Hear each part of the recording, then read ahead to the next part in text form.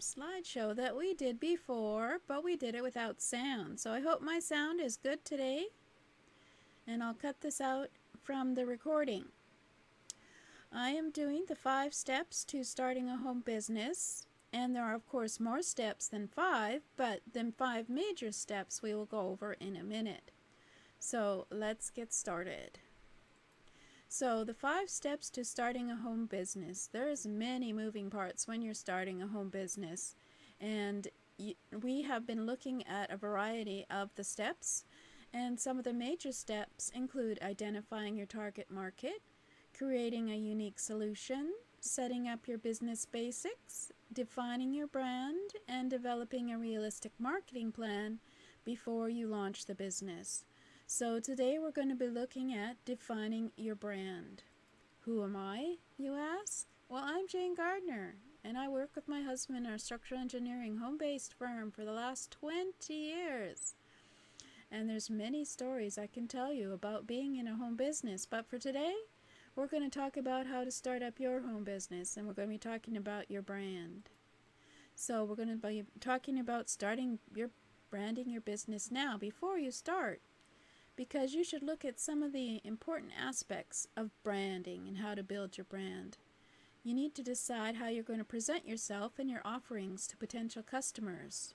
So we're going to be looking at defining your brand. So what is a brand? Some people think that the logo is only one aspect of a brand, but actually a brand is not a logo or your colors. A brand is what people think of when they hear your business's name. And of course, you're the one who define what they think of when they hear your business name. So basically, your brand is the personality of your business. So once you build awareness for your brand, then the brand is what people think of when they hear the brand name.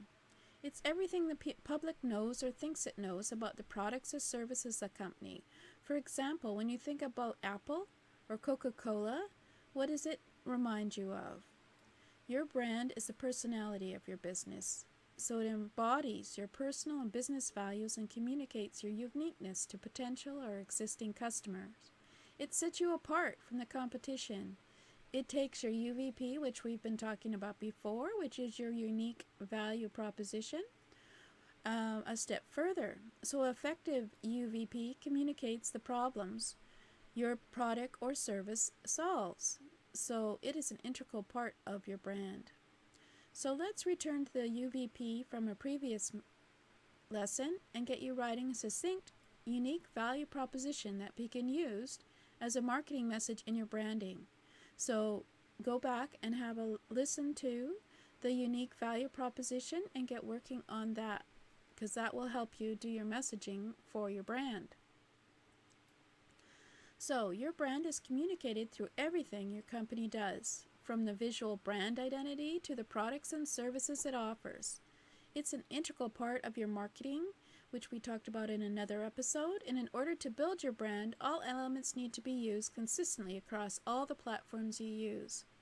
Some common factors in your brand are to be clear, to be consistent, to be memorable, unique, comfortable, with obviously so people can remember it, credible, and timeless. So I have been repeating the information about my husband and I working our home business together for the last 20 years, for the last 3 years, to make it part of my brand and my values. So you know that has the credibility of being in a home business for the last 20 years, so I know what it's like to be in a home business. So I hope repeating that will get you more informed on who I am. So your brand identity is the visuals you use, of course, for your business, your graphics, your imagery, your color system, fonts, and logos.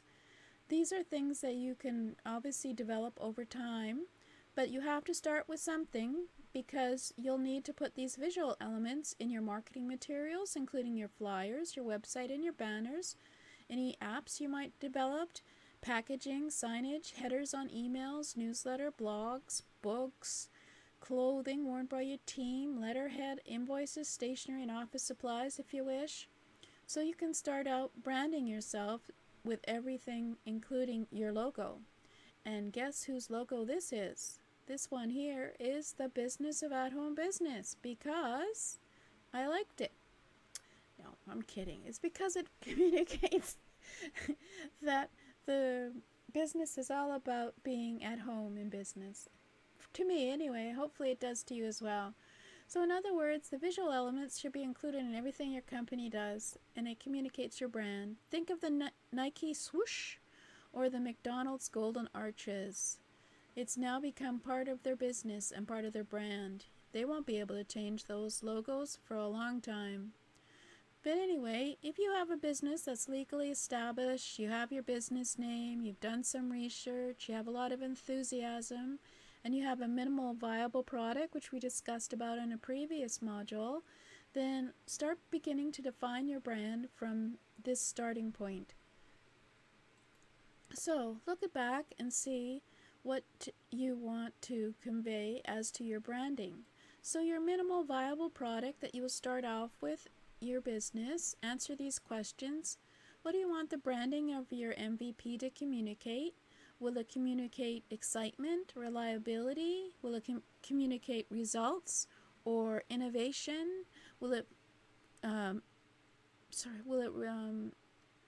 communicate credibility, or will it communicate being on cutting edge? What is your brand going to be communicating about your product?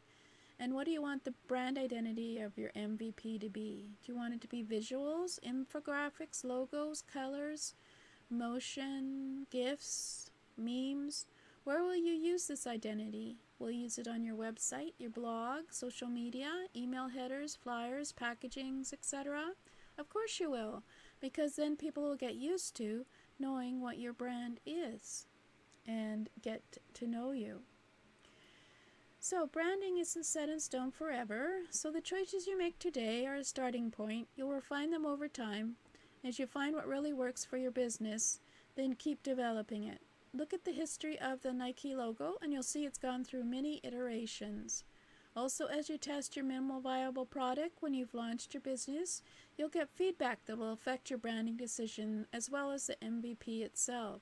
If you get some great feedback from people about your branding, or maybe they don't like your branding because it donates something that is negative to them, you might want to change it as you go along. What's important now is to get started with your basic branding.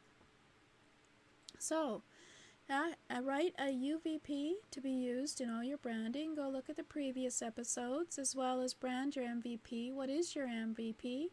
Go have a look at the previous episode. What do you want the branding to communicate? What do you want the brand identity to be? And where will you use this brand identity? So, as you can guess, I have my own brand identity.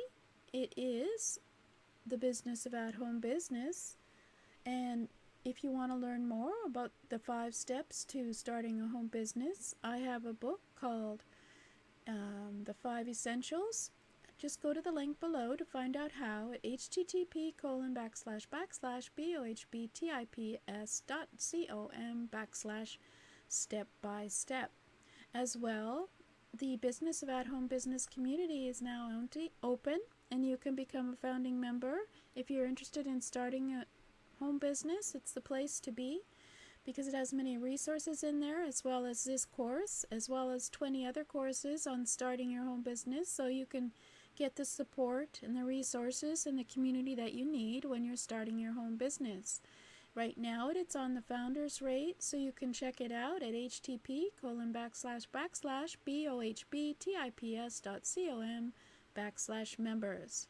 So till next time, when we'll be talking about another unit of how to get started your home business. This is Jane Gardner at thebusinessofAtHomeBusiness.com.